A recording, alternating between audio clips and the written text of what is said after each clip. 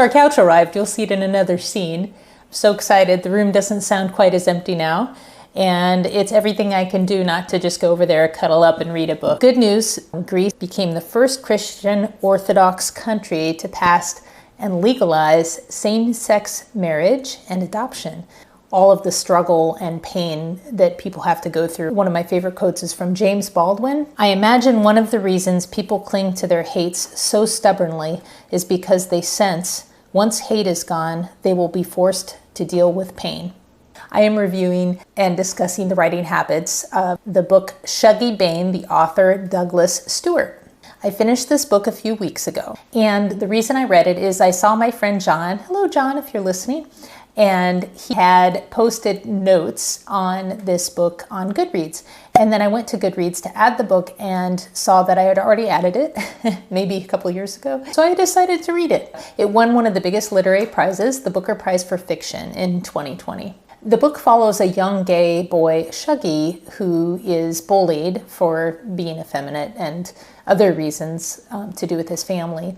And he's raised by a mother who is addicted to alcohol and struggles with alcoholism and addiction in general. He's raised in rundown public housing in Glasgow in the 1980s. And raised is an interesting word because I think a lot of what is depicted is neglect. So Shuggie Bain is the character's name. Shuggie is a nickname, and his mother's name is Agnes. But Agnes, despite her alcoholism, still has this profound sense of pride in how she presents herself. Maybe that speaks to the author's own sense of fashion.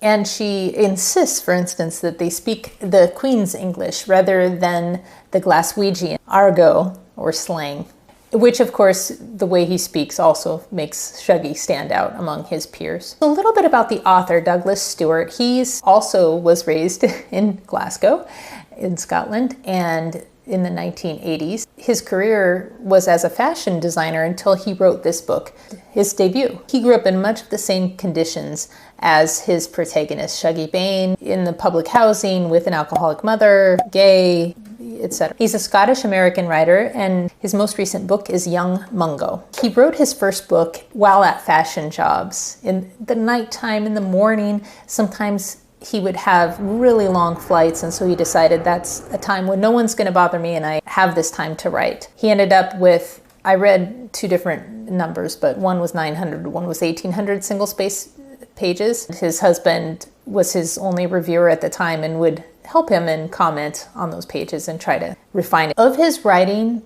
Douglas Stuart notes, I'm always writing about a sense of belonging and loneliness and isolation. I love those themes. Most of us struggle with those things, even if our conditions aren't as stark as the ones that are depicted in this book. Like, the world is a lonely place. And so when you find those connections, and often through books is where you find those connections to these ideas and characters whose struggles you can relate to, it's a beautiful thing. He basically said that he was teaching himself the craft of writing as he was writing Shuggie Bain. So he wasn't a writer before this. I found it interesting that he said he approached his next novel with an outline.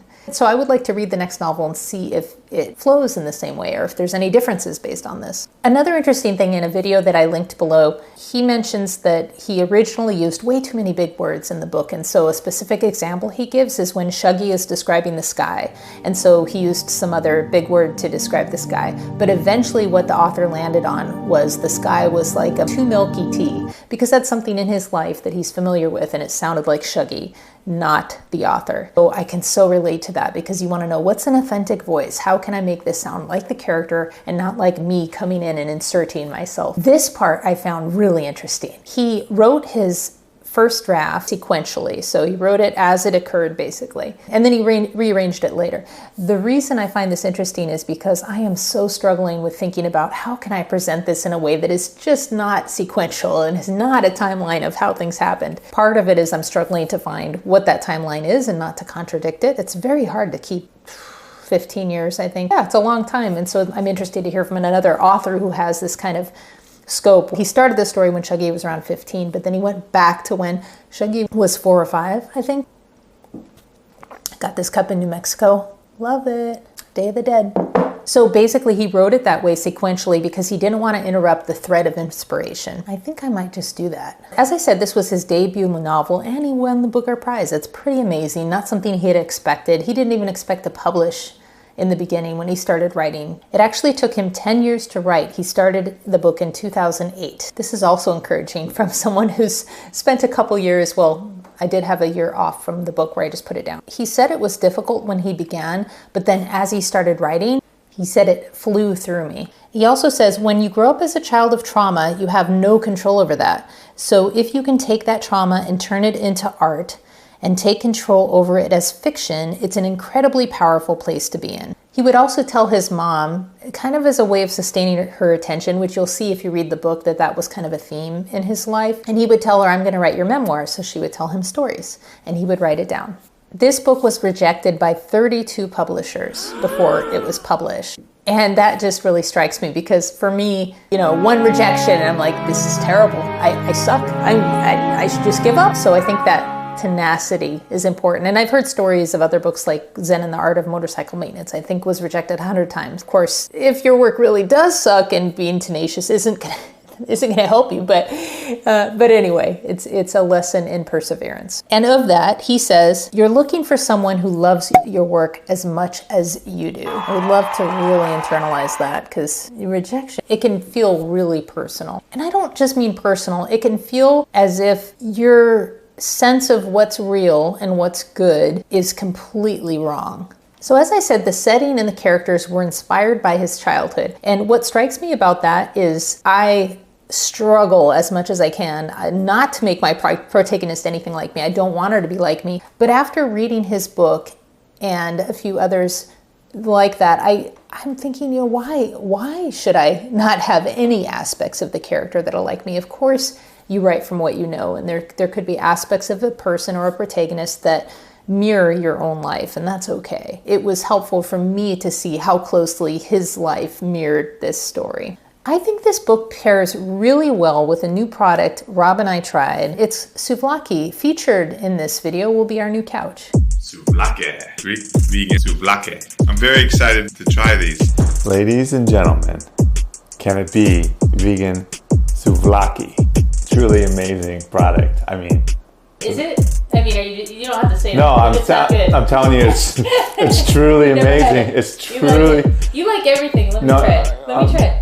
Just take one because I want to eat the rest of it. Oh, it's pretty good. I think this is amazing. Imagine adding some, vegetables with this on the grill.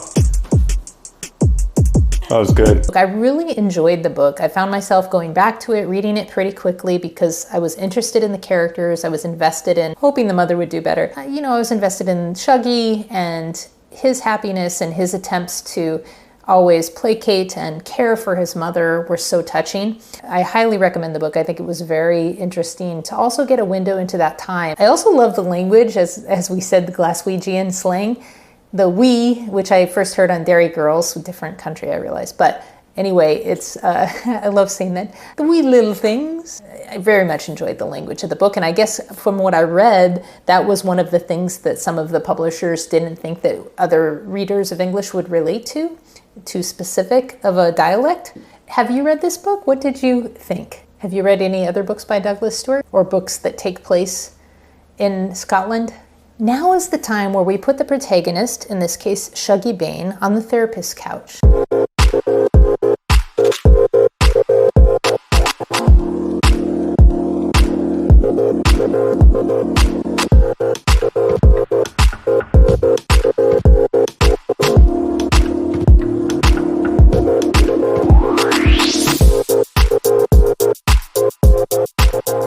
I'm going to a weekly writing group. Shout out to my Writers of Athens group. Jonas Saul, who runs the group, he is a best-selling thriller author. And he was saying he doesn't finish a book, he abandons it. And I love that because one of the things I struggle with is just this sense of wanting to keep going until things are perfect. But at some point, you just have to close that door and move on, and you'll have other things to write. Like having that faith that you can actually do more later. You don't have to do everything that occurs to you in this one book. Anyway, I really appreciate that support and camaraderie that I find in that group. And what are you struggling with as a writer? Or maybe you're not struggling. Any tips? Leave it in the comments below. Thank you again for tuning in.